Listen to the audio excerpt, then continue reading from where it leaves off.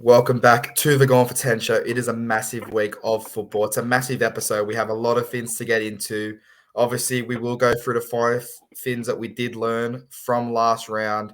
We will then jump into an Origin preview. We then have a bit of a round the grounds, and then we'll finish up, obviously, with our tips and predictions, as always, for the upcoming round. But obviously, first of all, Baxter, I don't like what you're wearing, but obviously, welcome to the show. Let's just get a quick one before we jump into everything. How are you feeling about that game, and how quick is that shirt got to go back into the cupboard come full time when we've put 40 past your Queensland boys? Man, I'm feeling great. I can't believe it's already here. Obviously, the weekend come and gone, and now Origin's only a day later and less than 24 hours really before kickoff. Look, it's only going to go quickly into the cupboard. It's going to get washed. It's going to be folded properly, and then it might go back into the cupboard. But I don't think you're going to put 40 past this. All right. Well, obviously, like I said, we'll get onto that a bit later in the show because obviously it is the headline act. It is tomorrow night.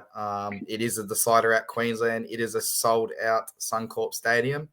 We'll get into that a little bit later, but obviously first we're going to jump into the 5 things that we did learn from round 17.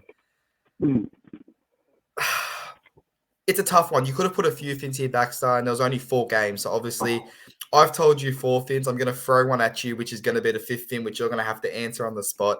It's not that hard. It's about your team. So you're going to be a bit excited when it comes to that. But we'll run the first 4 across the screen, and we'll kick straight into number 1. It's Melbourne just aren't Melbourne this year. So interesting stat. They've only lost, I believe it was 5 games once in the past 6 seasons. We're up to round 18 and they've already lost 5 games. So obviously, what were your thoughts on that performance against the Sharks? And it's just not clicking for Melbourne as it is. Yeah, the Sharks holding a good fortress there at Shark Park down there in the Shire. They played really well. Obviously having a few outs like Toby Rudolph and Nico Hines.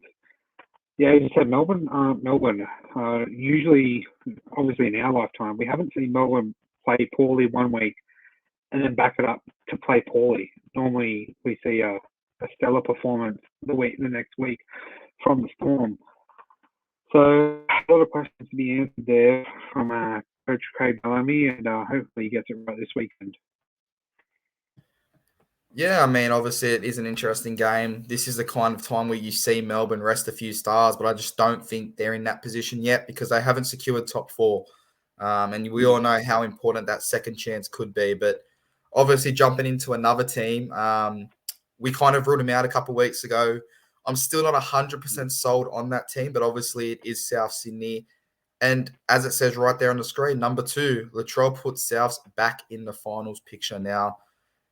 I'm a Rooster supporter. There's that hatred for South Sydney. But if you had to pick a team that was in that 6th, 7th, 8th, 9th, 10th, you're probably putting South Sydney as the favourite to secure that spot based on current performances. Now, what's your thoughts, obviously, on that impact by Latrell? And then how do you see South finishing up this season? Do you think they're in the 8? Do you think they're safe? Or do you think they can still drop out?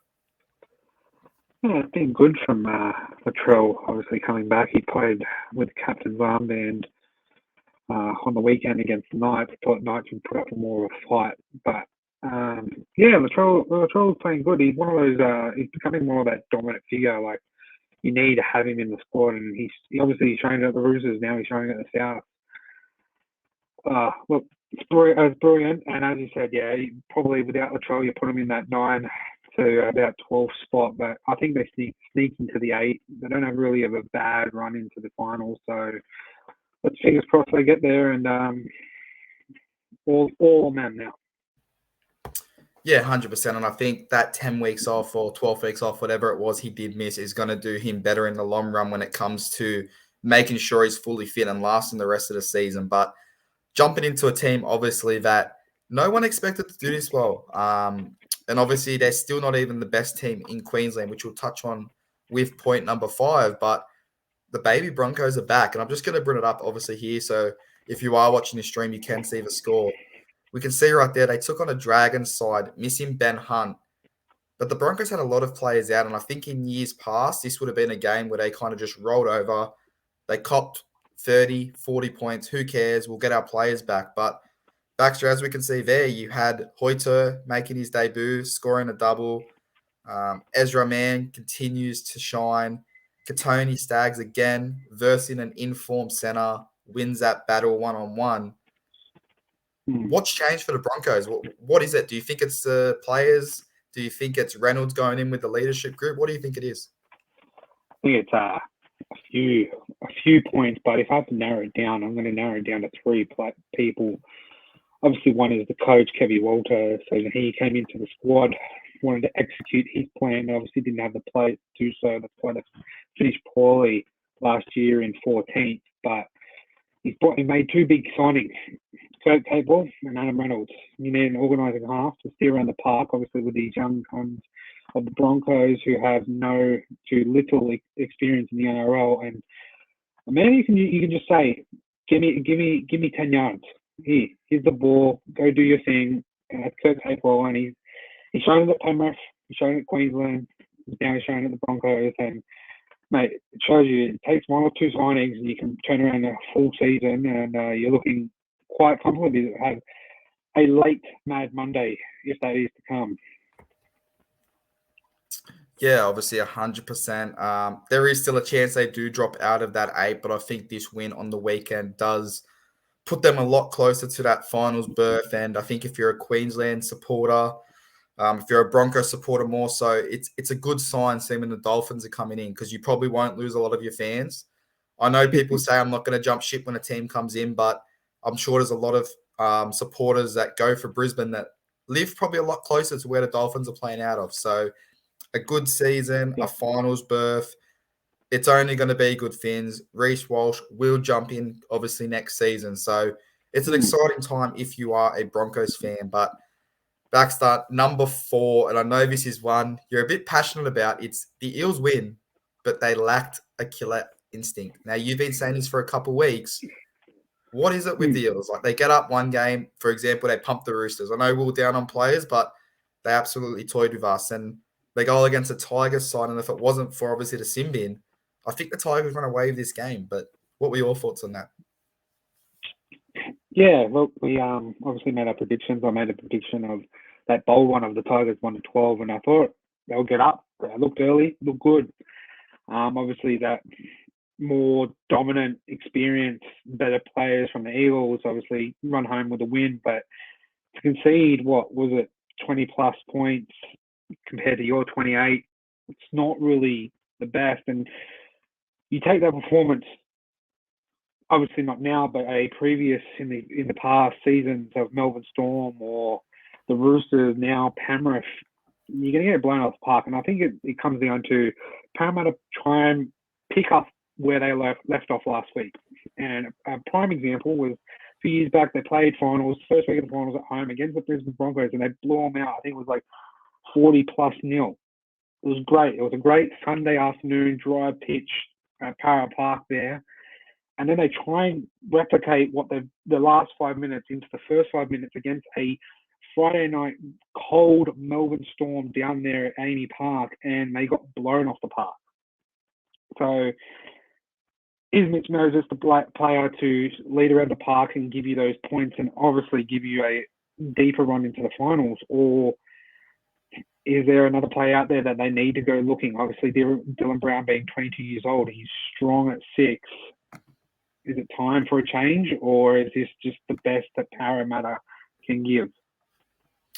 Yeah, 100%. Now, obviously, Parramatta, we know that when they do get to finals, they do have that big performance.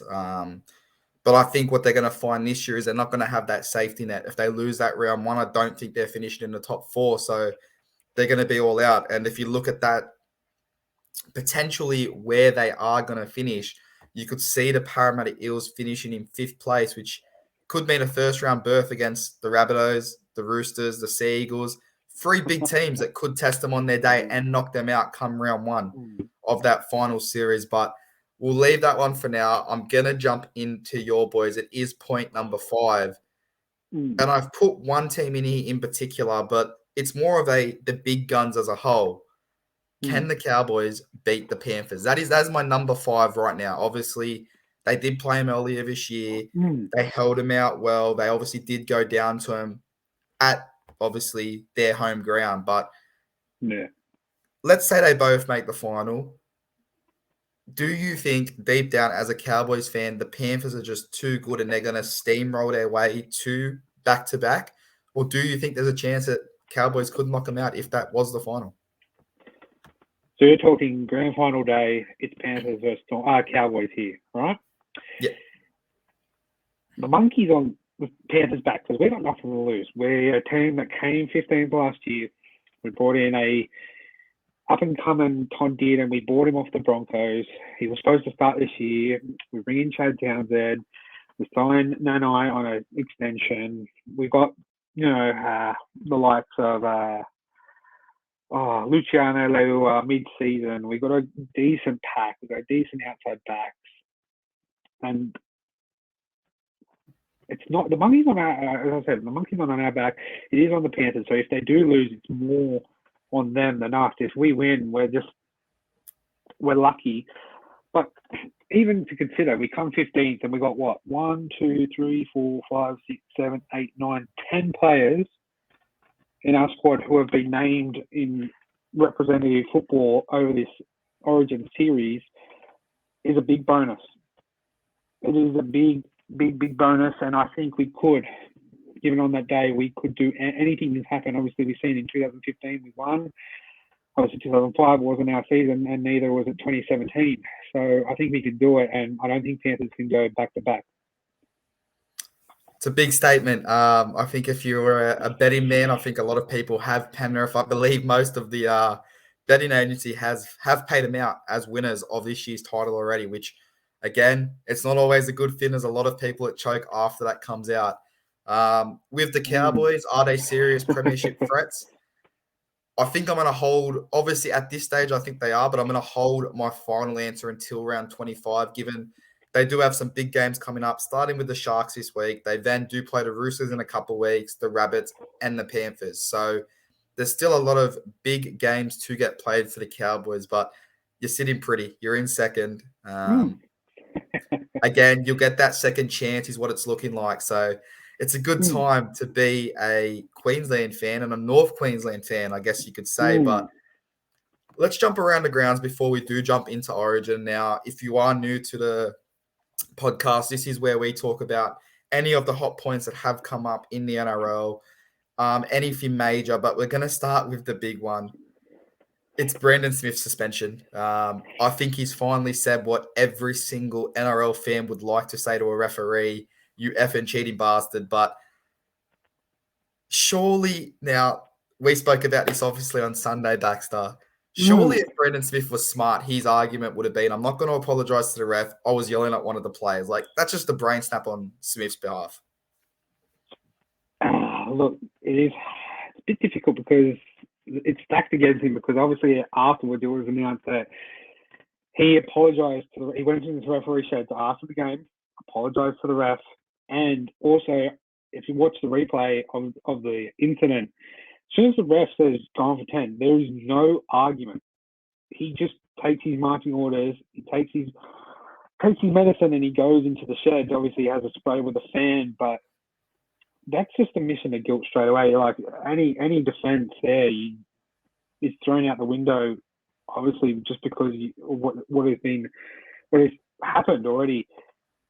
So he's been given a 3-week game suspension. Now, I think it's a bit light, because as you and I who've played multiple games in this country, it's one of the things we've been taught. Just without referees or umpires, you don't have a game. Now, yes, we've talked about a few weeks ago that refs could have an off game, and I don't think the ref had an off game. I think he was on his spot on the money with what he was with calling.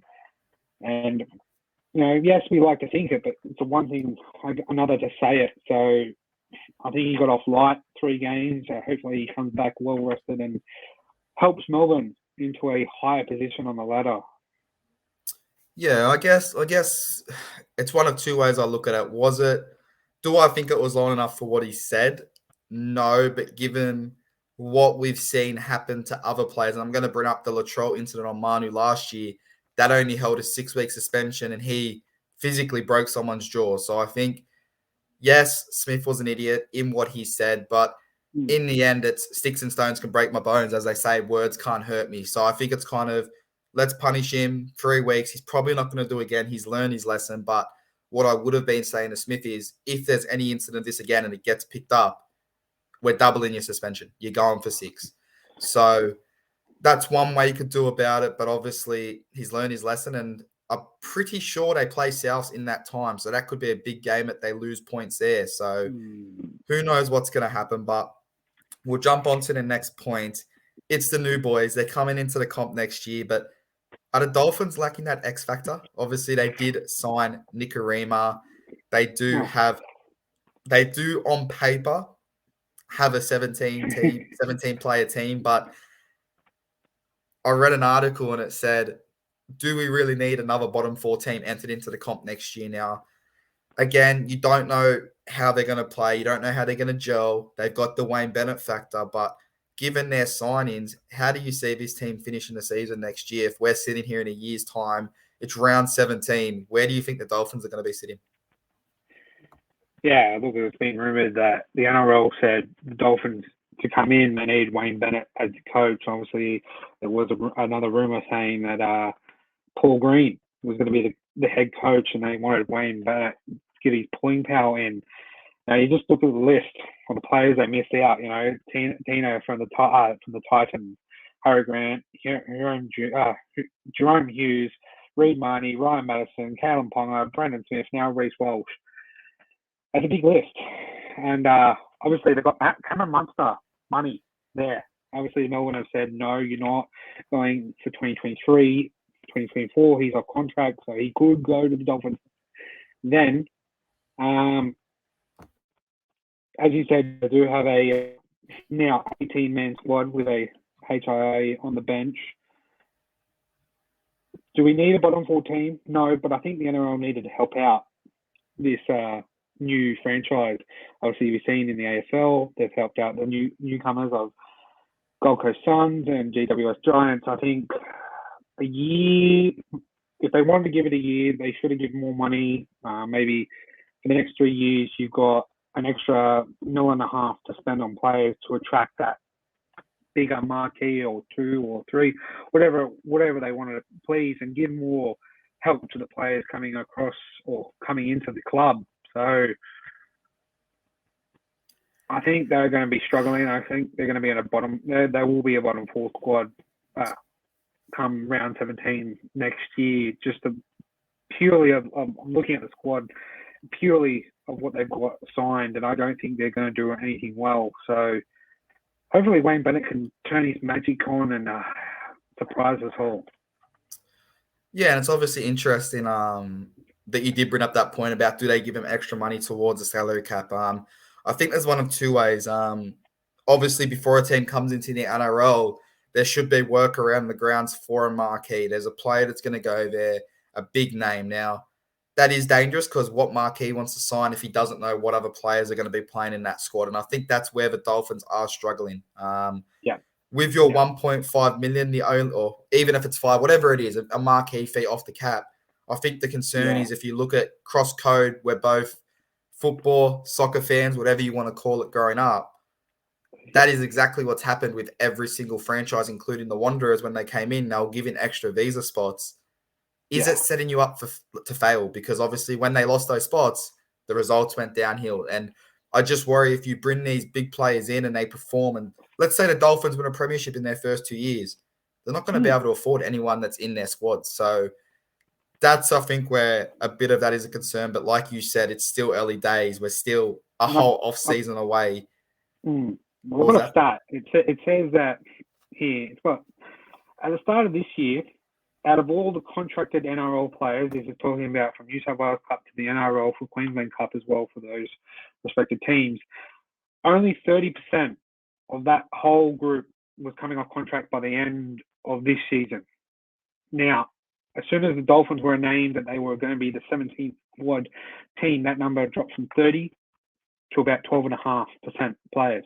So they didn't have a big market pool to choose from. So I think the NRL should have seen this coming and helped them out more. As you said, results dive after the extra money is evaporated, but there's got to be something to help this squad, because come Magic Round next year as well, who's that team that misses out?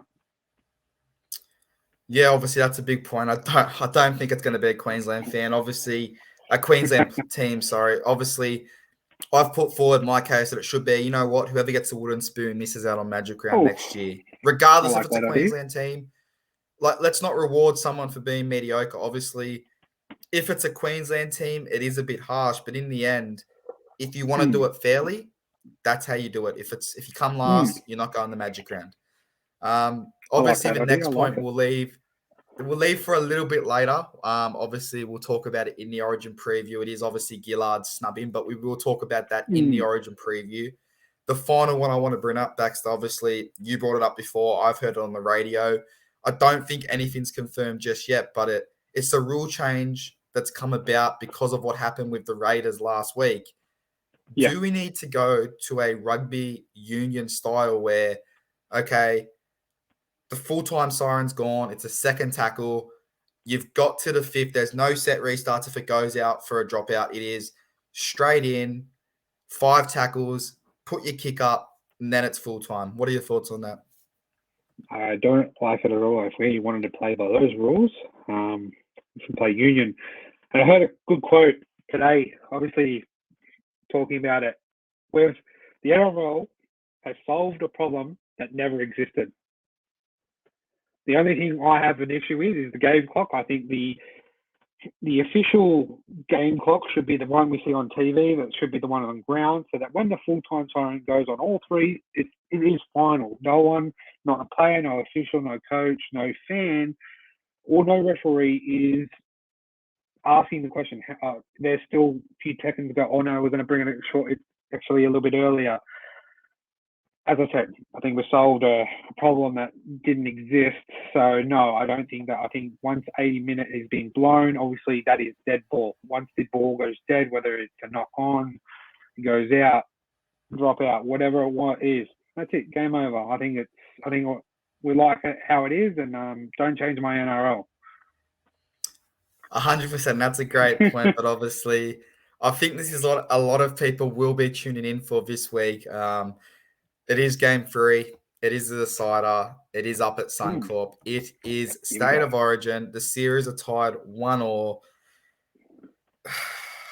I guess we're going to start with the big talking point. Cameron Munster. Like, I know now, obviously, Kafusi was ruled out because he went to, obviously, America to be with his family. Talakai also ruled out due to COVID. But I think the biggest talking point, and I'm going to go to you first on how much you think this is going to affect them. Cameron Munster, ruled out of Origin. Advantage New South Wales, or let's see what cards Queensland have up their sleeve? I think it is advantage New South Wales. Obviously, Cameron Munster, as I said in previous pods, he won the Wally Lewis medal a few years ago. He's a big game player, regardless of where he sits, regardless of which jersey he puts on, whether it's the Melbourne Storm, Queensland, or the Australian jersey, he represents it to the highest standard that he possibly can. And yeah, him out is a big blow to us, obviously being ruled out with COVID. I was fingers crossed that it came back negative on his PCR test and his rat test was just a fake positive. Obviously, Murray Talangai was the same incident, so obviously we lose him and Corio slots in. I am worried because game 1, Billy Slater said, we're going to show you our cards. We're going to present what we have up front, and that's just, you're going to have to beat us. Now, obviously, in game 1, we go down with Xavier Coates and Ruben Cotter injuries. Game 2, he says, this is the team we've got. Here's the cards. You're going to have to beat us. And obviously, he did beat us. We had a few changes there. Now we come to game 3, and still, it's now 8:44 p.m. on a Tuesday, and we still, even though it's been named Tom Dearden at 6, we still don't know as fans whether Tom Dearden will start at 6 and Harry Grant will start at 9, or they completely change it up and put Hunt 6, obviously leading the Dally M's before it went behind closed doors, and they put Tom Dearden into the 14. bringing Harry Grant into 9, which I don't really like because obviously Harry Grant absorbs that first 20 minutes of bashing in an origin, and you can't, when the game explodes, Hunt's not really the 9. If you want to push him to 9 to be that explosive dummy half, or you bring Tom Dearden in off the bench. So it is going to be interesting. Obviously, we will know an hour before kickoff. That is 7:05 New South Wales time. We'll know the proper Queensland list. Obviously, New South Wales don't have to hide in drapes. Obviously, McLean ruled out with a hamstring injury. Got to pay respects for that, because as a 30-year-old, you finally get your Origin debut at this for so long, and it's ripped away from you because you've got 2 minutes in the trash, and there goes the hamstring. I feel for him as a fan, just as a New South Welshman and as a Cowboy. I don't want to see anybody go down injured just like that to get your jersey ripped away. So hats off, not hats off, but condolences to McLean and his family. Obviously, they're looking forward to it, but I'm still sticking with Queensland. We're going to win. It's up there to the decider.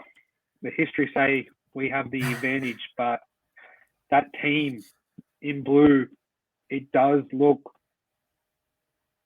strong. But you have your cracks. We'll just see if we can wiggle those cracks into big nudges and we can score for them. Yeah, I mean, as a New South Wales fan, if I got to pick your squad right now, I would be saying chuck Ben Hunt into the halves, because we've seen, obviously, from game one, Queensland took that win. Where did the game change? It's when they had that spare hooker come off, absorb the pressure for the bit. Harry Grant came on the pitch. Yeah. Ben Hunt, they did their job. They dominated. You look at game two, obviously, where did the same exact fin? And as you can see right now, we do have Damien Cook on that bench. And we do have, obviously, Appy starting at number 9. And I think game two, we dominated because Coruscant took control of that game. And then he tired out your defense with those quick scoots from dummy half. He gave Cleary and Luai the balls they wanted. And then Damien Cook came in at 100 miles per hour and finished off that game. So it is exciting, obviously. Just on that, I think it's this is a little joke between you and me, and I want the fans to know. Obviously, game one, there's no Victor Radley. You lose. Game two, you pick Victor Radley and you win. And everyone was saying Victor Radley in the blue just was perfect to see. And now game three, you don't pick him. So I'm going to say it's the curse of the Victor Radley there, and you're going to lose. And it's just an inside joke between me and Tony, but come on, Maroons. I think you're a very brave man, or you're a Queensland fan if you're backing the Maroons in game 3 at the moment. Biased aside, we lost the series when we called Queensland the worst side that Queensland's ever had. I think if we were to lose this series, doesn't matter if it's at Suncorp, we lose this series with a Cameron Munster out, I'm putting that above that series loss. I think this will be one of the most embarrassing series that we've lost, at least in the last 15, 20 years. But obviously, the big talking point, it did just miss our top 5 fins. It is Reggie Gillard not making Origin. On stats, he's one of the top 3 forwards, as you pointed out before. To me, you know what? I've got no issue. Obviously, Daniel Tupu was highly debated.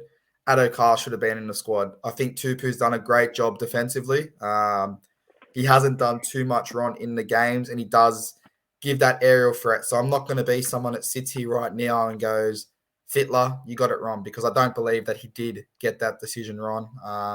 I think he's brought in someone that's going to work well with the team. He's going to work well with the squad, and we don't know what happens behind closed door. Is there an issue with Reggie and Fittler? Is there an issue with that spine? We don't know, but obviously, what were your thoughts on Reggie not making this side? Yeah, I think in our wrap-up game 1, I did snub Campbell Gillard, basically only because of his performance and of that game. Now, he's come out. He's, as you said, he's if not the best forward in the game. He's definitely the top three. Stats don't lie. Obviously, you got Jacob Saifidi in there starting prop there, and his numbers don't really compare to Reggie Gillard. And I think it is a bit of an issue back from 2019, where he did say in the last year of his time at Penrith, he just really didn't care. Now you look at those Penrith squads back then; they weren't really hot. They only turned hot 2020 when they came off this losing period, and then they turned it around, having a good run of luck with the NRL, obviously with the teams they had to play. And then obviously the quote from Nathan Cleary in September 2020, it was just when he said that he stopped trying last year, a few of us boys were quite pissed off about that. It might have been frustrating for him, but it was frustrating for everybody else too. Now, if that's Nathan Cleary coming out and saying those words, I think that across the Panthers squad, obviously dominating the Blues side, it strikes a nerve. It strikes a nerve to them. Why are you in the squad now, mate? As you played different sports, sometimes you've got someone in your squad and you just don't like them for whatever reason. Can you put it past you just to play 80 minutes of football, and you don't have to like them and be their best mate and buddy up with them in training, but you're there to do a job. You're paid to do a job. Can you just put it past you? I know I work with someone sometimes I don't like. You work with probably some people you don't like. Can you put it past you and just move on? I think you can.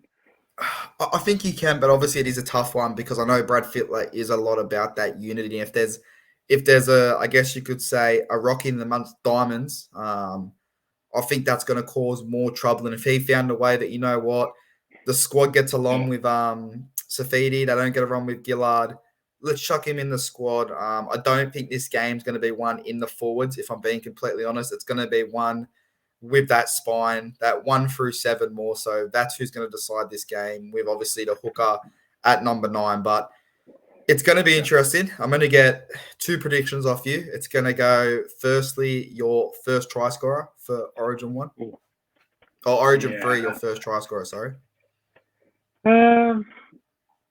Look, can we bring up the squad again? I think I did pick out a good forward there for New South Wales.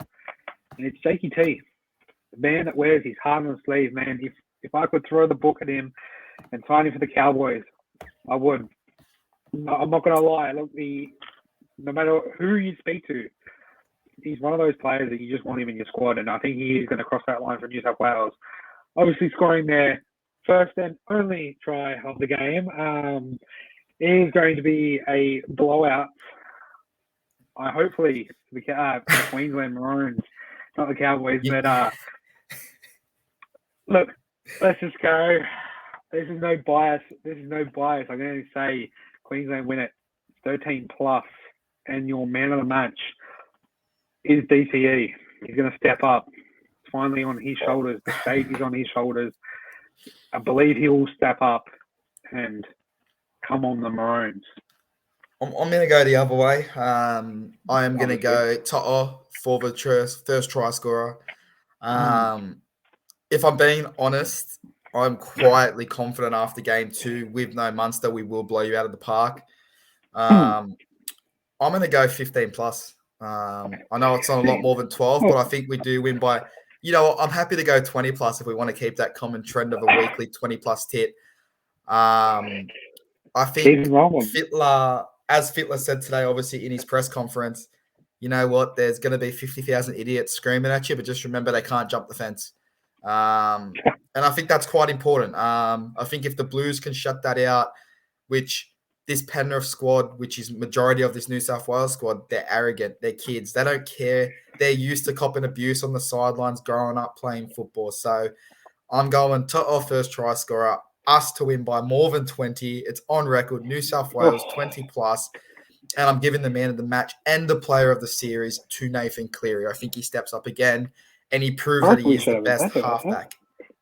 What was that? I reckon we should have a little side bet here live on the pod. I reckon loser has to get a tattoo. Come on.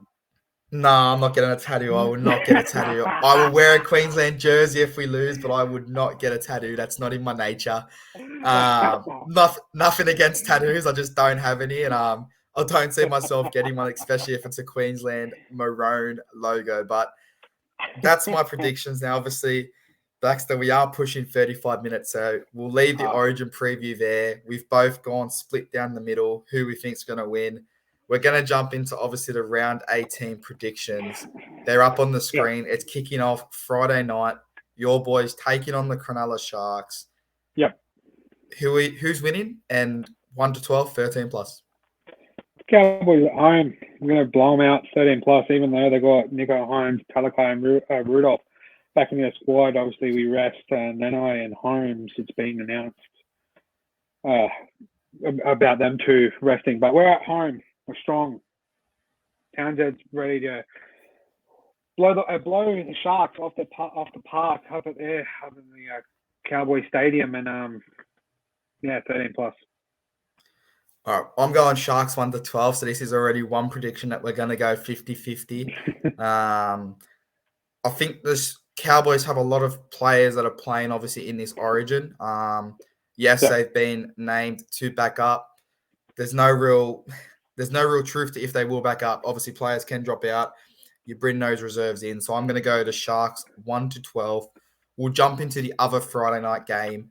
I see this going one way. It's Eels 13 plus purely because it is at CommBank Stadium. If it was at New Zealand, I'd probably be on the fence, but I'm going to go Eels 13 plus. Yeah, I'm going to have to agree with you here. Obviously, they get Reece Walsh back.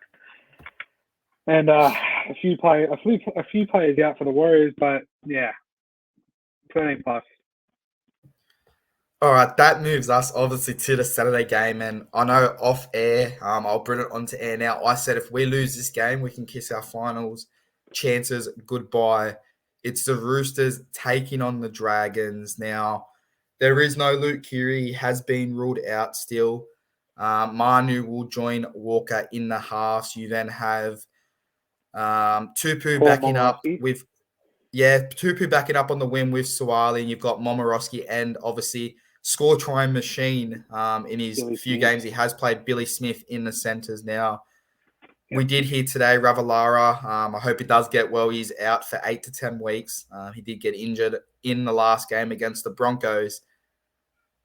I'm quietly confident. Now, the only thing that scares me here, and the only reason I'm going to say Roosters 1 to 12 and not 13 plus, we don't have a good track record when it comes to playing games at Gosford. I want to say we've played about 6 or 7 games and we've maybe won one. I might even be wrong and we've won none, but I'm going the Roosters 1 to 12. How are you seeing this game? Purely on the stat that you're terrible at Gosford, I'm going to go Dragons 1 to 12. Obviously, they come off of that lucky win against the Raiders. Obviously, their finals hopes are still alive, just being outside the 8th there in 9th. I reckon they can do it. Obviously, you got Jared Hargraves back into the squad, and Matt Lodge on the reserves. I reckon Dragons do it. They'll tip you.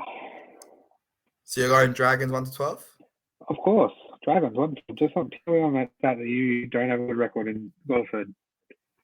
All right. Well, we'll jump on to the next game. Another, I guess you could say, the Roosters and the Dragons will already know their fate by the time this game kicks off. They'll know where they sit on the ladder.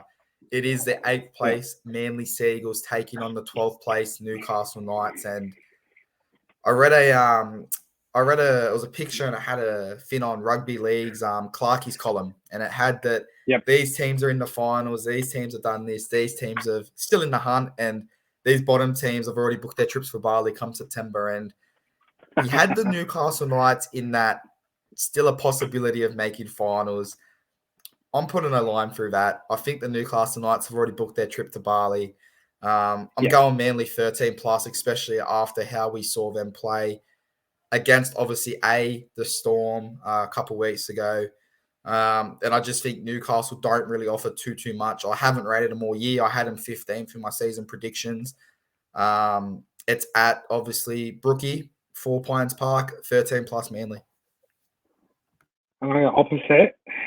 Seagulls 1-12. Obviously, past 3 games, conceding 10 tries in the last 10 minutes. It's not good. Knights look good. In attack last week against South, but I reckon Knights put up a fight and keep it close. Well, you know what? Like I said, I've tipped Manly 13 plus, but if Newcastle, if you want to do us a massive favour, put 40 on them, and then when we win, we could jump that bit closer to that top 8. But I feel like there's one every second game that I read. It's another 4X derby. I feel like it's lost that taste, if I'm being honest. It is the Titans taking on the Broncos. It's like the Titans are terrible. If we came into next week, and it's quite funny that they're sitting next to each other, the Titans and the Tigers, they're above and below each other. If we came into next season and both those teams were missing, I don't think anyone would notice. I think we'd just get on with the season. We'd play on them. We'd be like, oh, how good is it? The Dolphins have joined the competition now. I'm going Broncos 13. I'm going Broncos 13 plus. Reynolds, way too much class, controls this game, and they take a massive step before, obviously, one team staying in finals and the other team, and a massive step towards, obviously, that dreaded wooden spoon if the Tigers can pick up some points. Yeah, I think it's going to be a little bit closer. Broncos 1-12. I just think the players that back up from Origin, I think they pull out. Obviously, the Broncos, they don't need to really stress so much at the moment. So we'll see. But I'm going to go Broncos 1-12, and we'll just see what happens. Yeah, I still just think they have way too much class, but obviously there is 2 more games here, and this it's an interesting game, Baxter. Now, do I think that Penrith get this win? Yes. Do I think it's a coin flip because of all their Origin stars getting rested? I think it also is yes. You can talk about how the Tigers could get beaten by Penrith's reserve team, but that Penrith reserve team also lost to the Tigers last year during the Origin period when their stars were out. So I am going to side with Penrith. They do play exciting football, and obviously their juniors did knock off the Bulldogs in the lower competition this week, which the Bulldogs have a lot of first-grade experience. So I'm going to stay quite reserved. I'm going to go Penrith 1-12, but this would not surprise me if it blows out to 13 plus. No, I'm going to stick to Panthers 1-12. Obviously, you got Luke Brooks moving back to the 7, which is not the best things for Tigers. And Amadouei, my favourite Tiger player, who I don't think should be there, should join another club. He's moving into the 6, which I hate him moving into that lock role. So let's see. The Panthers. If this is the week to win against the Panthers, right, this is it. This is the week to win it. And I think the class just listing here is too good for the Tigers. So I'm going to go Panthers 1-12. I'll let you click on these last 2 first. We'll go Storm versus Raiders. It's at Amy Park. It is a 4:00 game. How do you see this game playing out? Well, we did say that Storm don't really back up a bad performance, but with another bad performance. So I reckon they got the old chain and whip out, and they're going to get blasted on the training park, and they're going to come out. It's their favourite team to play. 13 plus Storm with Pappenhausen to get a double. I'm gonna throw it. Obviously, we do go one way or the other. I'm gonna throw out a cheeky little sitting on the fence here. I'm gonna lock in either team by 1-6. I think it's gonna be a close game. I think it's gonna finish that close. I can't really split them. I don't know how Storm are gonna show up. Yeah, I'm going to go 1-12. 1-6, either team. I'm going to stick it like that. It's a bit of a cop-out answer, but I'm taking it. I'm the host, and that's what's going to happen. But we'll move into, obviously, the final game of the round. It's the Bulldogs who, yes, it shows they are in 14th. Yes, they have been playing better football. It's the Rabbitohs, 7th. Latrell's back. They've been firing. How do you see this one going? We talk Latrell. He's that game changer for South. So I'm hoping I'm hoping it's a 13 plus for South, but I'm leaning more of a 1 to 12 here for the South Sydney Rabbitohs. Yeah, I think there's a lot of obviously Bulldogs players that have a lot to prove. Now that might sound silly, but obviously you've got the likes of Adokar, who, although he has missed out on this Origin jersey, there's a lot of talk about what players won't represent Australia. So maybe that Australian jersey is up for grabs for him. Matt Burton, he's going after that Australian jersey. Jeremy Marshall-Kin, he's obviously trying to show the Dolphins what he's worth. I'm going to go 1 to 12 Rabbits, and I'm going to have my fingers crossed, my toes crossed. I'll cross someone else's fingers if they're sitting with me, but I'm crossing my fingers that obviously the Bulldogs can pull up an upset here. Because, I mean, as a rugby league fan, Baxter, obviously, as we know, round 25, it is the Roosters taking on South Sydney. And there's already a lot of history in that game. Could you imagine if that was to decide the loser's in, the winner is out? How big of a spectacle, and obviously opening up the new Sydney Football Stadium. I think all these things are starting to line up, and it wouldn't surprise me if that's how round 25 is set and is advertised. If that's the way it is, I reckon South's win it just purely on the back of the trail, and go South in that game. That's probably one of the worst things I've ever heard you say. And I know you Cowboys play Souths in a few weeks, so that's what I'm going to be clipping and putting up on the Instagram story. But obviously we have pushed close to 46 minutes. It was a lot that we went through. Obviously what we learned in round 17, around the grounds, our tips and predictions, the Origin preview now. We will try and get an episode up. It won't be till early next week. Like I said, I'm a football, soccer, as people say in Australia, fan first. So I will be in Melbourne for the weekend. So we'll try and get something out Monday, Tuesday, a review, and then we'll try and get a preview out for that Thursday. But Baxter, obviously, big time out. It is 9 o'clock at night here. Thank you for joining me. And I'm going to give you, if you have any closing remarks about Origin, go for it. No, just Queensland doing in Queensland, and let's say that we're going to win. So come on, Queensland. All right. Now we've heard that propaganda. The Blues whitewash. They're gonna come in there and they're gonna whitewash them in game 3. Obviously, it's not 3-0, but it's gonna feel like it got 3-0. They lost in Suncorp last year, 26-0, and fingers crossed let's fingers crossed we double that score. But obviously, once again, thank you for joining me, guys. If you liked what you heard today, please hit like, please hit subscribe. If not, Baxter, we're sending them for 10. Is that where they're going? Where are they going? Yeah, they're going 10. Join Brendan Smith in the shed. Brendan's.